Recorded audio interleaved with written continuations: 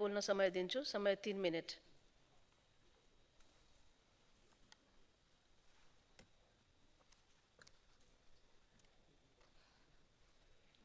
सम्मानीय सभामुख महोदय, यो अध्यादेश सुन्दा राम्रो, प्रश्न हेर्दा झन् गजब, तर सुशासन केही होला भन्ने चाहिँ ठुलो प्रश्न चिन्ह मात्रै देख्छु।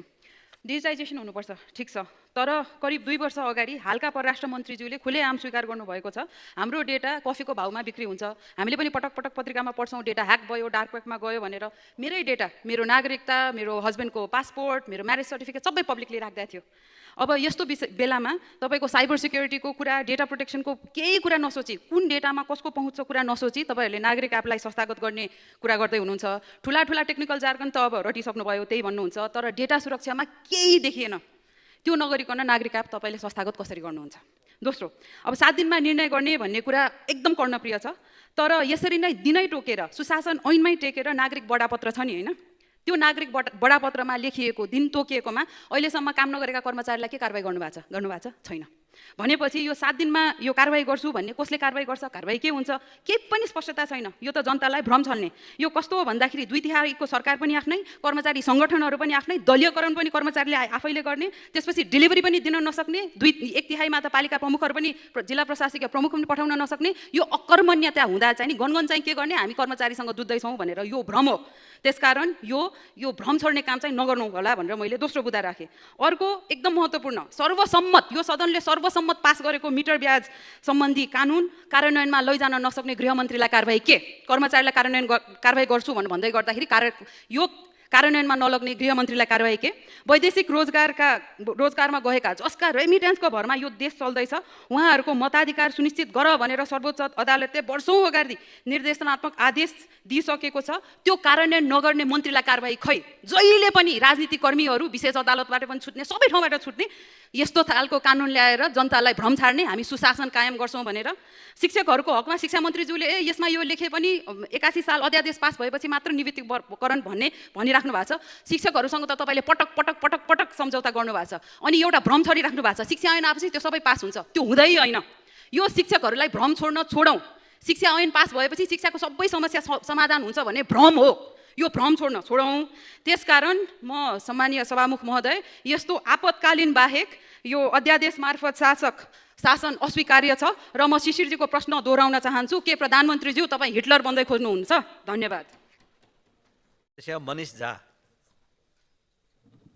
सम्मानीय सभामुख महोदय, समय उपलब्ध गराउनु भएकोमा धन्यवाद।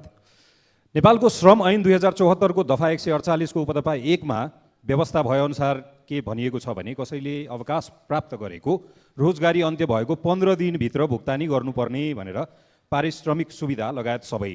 तर उदयपुर सिमेन्टको हकमा आजभन्दा 3 वर्ष अगाडि नै अवकाश प्राप्त गरिसकेका 103 जना अहिलेसम्म पनि कुनै सुविधा रकम पाएका छैनन्, जसमध्ये अशोक चौधरी, उपेन्द्र रखाल, देवी बजगाईको मृत्यु भइसकेको छ।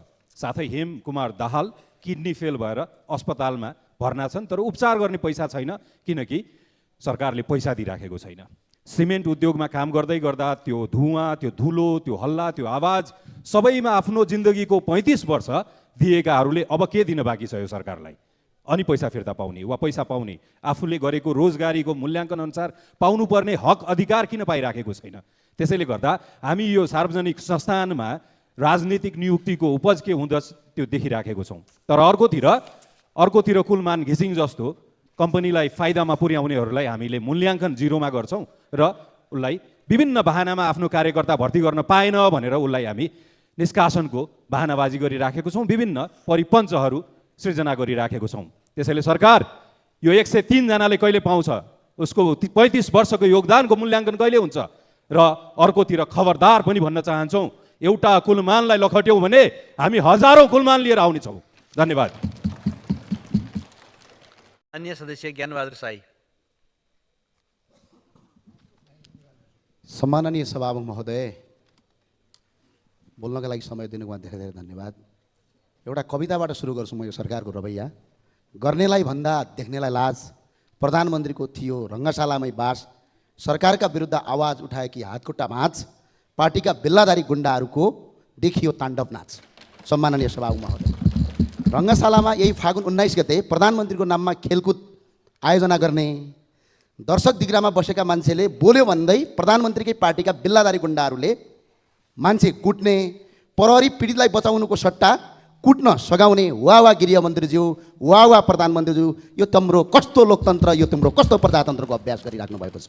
खुलमखुला भन्नुहोस्, हामी पार्टीका कार्यकर्ताले मान्छे कुट्ने हो, पुलिस चाहिँदैन भन्नुहोस्, हामी पनि तयार भएर बस्छौँ, यसमा दुई मत छैन। तर बिपीको शासन खै, आज बिपीको सपना खै, आज मदन भण्डारीको सपना खै। त्यो भएको हुनाले यसरी मान्छे कुट्ने, खुलमखुला बिल्लादारी गुण्डाहरू प्रयोग गरेर कार्यक्रममा मान्छे कुट्ने मान्छेलाई कारबाही गरियोस्, पक्राउ गरियोस्, होइन भने सडक र सदनबाट यसको आवाज खरोको साथ उठिन्छ। नेपाल नागरिकलाई, कुनै पनि नेपालका नागरिकलाई कुट्न पाउने अधिकार छैन सम्माननीय सभामुख महोदय। अर्को कुरा, गजबको कुरा, 2072 साल 72-73 नेपाल विद्युत प्राधिकरणको 8 अर्ब 89 करोड रुपैयाँ के थियो, घाटामा थियो। अहिले 2081-82 6 महिना अझै बाँकी छ, 11 अर्ब 36 करोड फाइदा छ।